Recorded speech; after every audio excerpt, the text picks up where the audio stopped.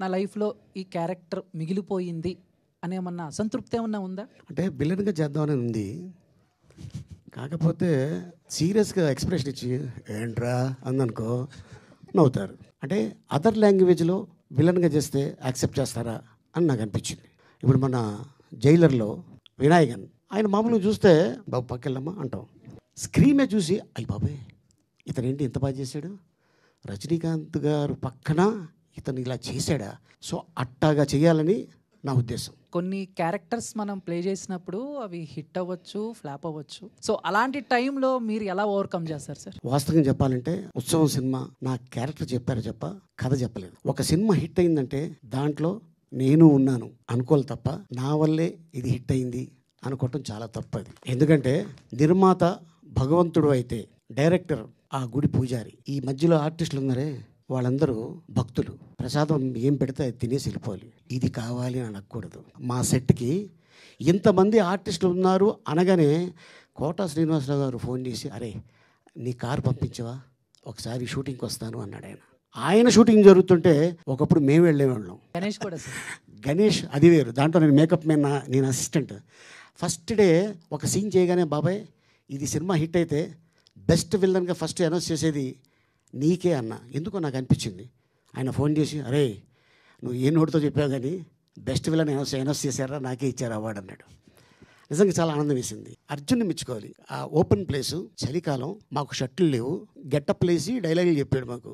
అందరూ వణుకుతూ ఎక్కడది తారామతి బారాత్ అది అక్కడ అర్జున ఏమంటివి అనే డైలాగ్ చెప్పాలి. ఇక్కడ చెప్పా, అక్కడ ఎలా ఉంది సార్ అర్జున ఏమంటివి అని ఇలా ఉంది. ఎందుకంటే వణుకుతున్నాం అందరం. ఇక దాంతోపాటు ఆ గెటప్లు అదేసి రాత్రి 12 అయింది, 1 గంట అయింది, 2 అయింది, తెల్లవారుజామున 4 అయింది. టిఫిన్లు వచ్చినాయి, తినేసి ఇంటికి వెళ్ళి పడుకున్నాం. మళ్ళీ ఈ హీరోగా రీఎంట్రీకి ఏమైనా కథలు వింటున్నారా, ఎప్పుడు ఉండొచ్చు? చేస్తున్నానండి, ఒక యాక్షన్ ఫిల్మ్ చేస్తున్నాను. దాని పేరు దడ్వాంచికలు దడ్డాడండి. పాన్ ఇండియానా పాన్ వరల్డ్? అది పాన్ గ్లోబల్. జాకీ చైన్ చూసి ఈడెవడు అప్పుడు చెప్తా, అక్కడ బ్రూస్లీ ఉన్నాడు, ఇక్కడ ఆలీ ఉన్నాడు అంటాను. ఈ సినిమాలు చూస్తుంటే స్టార్ కాస్ట్ చాలా ఎక్కువ మంది ఉన్నారు. ప్రకాష్ రాజ్ గారు, నాజర్ గారు, రాజేంద్ర ప్రసాద్ గారు, బ్రహ్మానందం గారు. కానీ ప్రమోషన్స్కి ఎవరు రాలేదేంటి సార్? అంటే చిన్న సినిమా అని రాలేదా? అలాగే ఏంటి మరి బిజీగా ఉన్నారా? పెద్ద సినిమా చిన్న సినిమా అని ఆర్టిస్ట్కి నాకైతే ఆ ఫీలింగ్ లేదండి. ఎందుకంటే మేబీ షూటింగ్ అవుట్డోర్లో ఉండి రాకపోవడం కారణం అయి ఉంటుంది. నాజర్ గారు ఒక వీడియో పెట్టారు, తర్వాత మిగతా ఆర్టిస్టులు బిజీగా ఉంటాం లేదండి, అంతే. మరి ఈ రోజుల్లో చూస్తుంటే చాలామంది హీరోలు మా వల్లే సినిమా సక్సెస్ అయిందని రెమ్యునేషన్ పెంచుకుంటుంటారు. మరి అలాంటి వాళ్ళ గురించి మీరు ఏం చెప్తారు సార్? ఎవరు కూడా స్టేట్మెంట్ ఇవ్వరే అలాగా. తెలుగు ఇండస్ట్రీలో ఎవరు కూడా అలా స్టేట్మెంట్ ఇవ్వరు. ఏ హీరో కూడా ఎప్పుడు కూడా అలా చెప్పుకోరు. కానీ నిర్మాత దగ్గర డిమాండ్ అయితే చేస్తారు కదా, థియేటర్స్ ఎక్కువ నా వల్లే, ఓపెనింగ్ కూడా మా వల్ల వస్తాయనేసి అంటున్న పరిస్థితి ఉంది ఈ రోజులలో. అంటే ఈ క్వశ్చన్ నన్ను అడగకుండా మీరు అడిగితే బాగుంటుందేమో. కంపల్సరీ వాళ్ళని కూడా అడుగుతాం. కాకపోతే ఇప్పుడు మీరు చెప్పారు కాబట్టి మీ ద్వారా అయినా వాళ్ళకి కన్వే అవుతుందని డెఫినెట్గా అండి, డెఫినెట్గా. ఎందుకంటే ఒక గొప్ప వ్యక్తి అయ్యామంటే దాని వెనకాల ఎంతో కష్టం ఉంటే కానీ అవరు, అంతే. ఒకవేళ మళ్ళీ మీరు పవన్ కళ్యాణ్ గారి దగ్గర తీస్తే వెళ్తారా? అవకాశం ఉంటే, అంటే మీరు రాజకీయంగా కాకపోయినా సినిమాలో ఆయనతో చేయాలనుకుని అలా చేస్తున్న సందర్భంలో. సార్ ఎందుకు చేయం సార్, మేము ఉన్నదే దానికోసం. డెఫినెట్గా చేస్తాం, పవన్ గారు డెఫినెట్గా చేస్తాం. మీ రిలేషన్ ఎలా ఉంది సార్ ఇప్పుడు? బాగుందండి, 3 పూలు 6 కాయలు. మీరు ఇంకో కాయ కూడా ఇవ్వండి, ఇంకో పూలు కూడా ఇవ్వండి. సో మీకు బాగా ఇష్టం కలిగింది కానీ మీకు మరి ఇది నేను ఫస్ట్ టైం చూసిన నాటకం కానీ ఏమన్నా ఉందా? నేను రాజమండ్రిలో ఉదయ్ కుమార్ గారు అని చెప్పి ఎన్టీ రామారావు గారు సాంగ్స్ మీద ఆయన చేసేవాడు. మామూలుగా కూడా బయట షోస్ లేని టైంలో కూడా మొత్తం యాజ్ ఇట్ ఈజ్ డ్రెస్ వేసుకొని మార్కెట్కి వెళ్ళేవాడు. ఇదెంత అనేవాడు ఆయన. అనగానే వాళ్ళ బుట్టలు వేసేసి వద్దులేండి వెళ్ళిపోయింది అన్నారు. ఎందుకంటే ఆయనలో రామారావు గారిని చూసుకున్నారు. అలాగే రాజమండ్రిలో ఇంకొక ఆయన ఉన్నారు, చక్రవర్తి గారండి.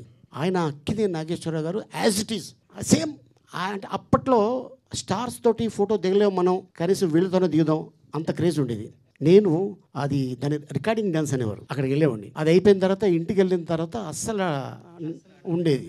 మా నాన్న రెడీగా ఉండేవాడు, దాన్ని మా అమ్మ కాపాడేది. ఇలాగా నేను ఈ రూమ్లోకి వెళ్తే ఆ రూమ్లోకి వచ్చేవాడు, అక్కడ 4 కొట్టేవాడు. తర్వాత ఈడు ఎంత కొట్టినా ఇంతే అని మా గురుగారు శ్రీపాద జిత్ మోహన్ మిత్ర రాజమండ్రి, ఆయన ఆర్కెస్ట్రా ఉంటే, సార్ మావాడు చదువు మీద ఇంట్రెస్ట్ చూపిస్తలే సార్, సినిమాలకు వెళ్ళిపోతుంటాడు అని ఇలాగ చెప్పగానే సార్ నా దగ్గర పంపించారు. ఆయన దగ్గరికి వెళ్ళా, టీ తాగే గ్యాప్లో మిమిక్రీ చేసేవాడిని. అది జనాలకి నచ్చి మెచ్చి, ఆయనే మీ ఆర్కెస్ట్రా మా ఊళ్ళో రావాలి, వచ్చేటప్పుడు ఆ అబ్బాయిని తీసుకురండి. నేను అప్పటిదాకా నిక్కర్లు వేసుకునేవాడిని, ఎప్పుడైతే ఈ షోలకు వెళ్తున్నానో ప్యాంట్లు వేసుకోవడం స్టార్ట్ చేశా. సో అట్టాగా నా కెరియర్ మొదలైంది.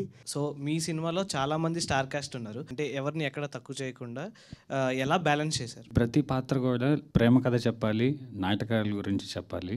అలా చెప్పాలంటే కొంచెం విలువ ఉండి గౌరవం ఉండి తెలిసిన వాళ్ళు చెప్తేనే బాగుంటుంది. ఇప్పుడు నేను నేను చెప్తుంటే ఇక్కడ చూసేవాళ్ళు కొంతమందికి ఏంటి వీడి వయసు నాటకాలు అనిపిస్తుంది.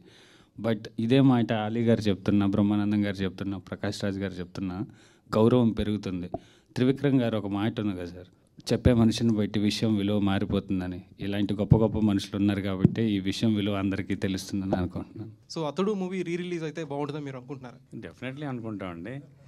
మొన్నే గబ్బర్ సింగ్ రిలీజ్ అయింది, హ్యాపీగా ఫీల్ అవుతామండి. దానిలో వర్క్ చేసిన వాళ్ళు ఎందుకు, డెఫినెట్గా అతడే కాదు, నా ఫస్ట్ సినిమా రిలీజ్ అయింది ప్రేమంటే ఇదేరా, తర్వాత స్వయంవరం, అవన్నీ మళ్ళీ రిలీజ్ అవ్వాలని కోరుకుంటాను. అంటే ప్రస్తుతం ఇండస్ట్రీలో ఒక హాట్ టాపిక్ నడుస్తుంది, దాని గురించి మీరు అడుగుదాం అనేసి.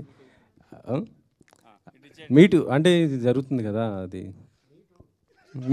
అది కాదు, నాటకానికి ఆదరణ తగ్గింది, దాన్ని కూడా ఎంకరేజ్ చేయండి. ఇప్పుడు ఫర్ ఎగ్జాంపుల్ మీకు 2 ఆఫర్స్ వచ్చాయి, ఇటు నాటకం ఏమైనా వచ్చింది, ఒక మంచి సినిమా వచ్చింది, దేంట్లో ఎంచుకుంటారు సార్ మీరు? వెంకట్ గారు యాక్చువల్లీ సారీ, ఎంఎస్ నారాయణ గారు స్టేజ్ మీద ఒకసారి చనిపోయే ముందు ఒక మాట అన్నారనమాట, నాటకం అనే మహావటవృక్షానికి చిట్ట చివర కొమ్మన పూసిన ఈస్ట్మన్ కలర్ పువ్వే సినిమా. ఇలాంటి పూలు చాలా పూసాయి, సినిమాలు అది లేదు, ఇది ఒకసారి ఉండాలని. Thank you.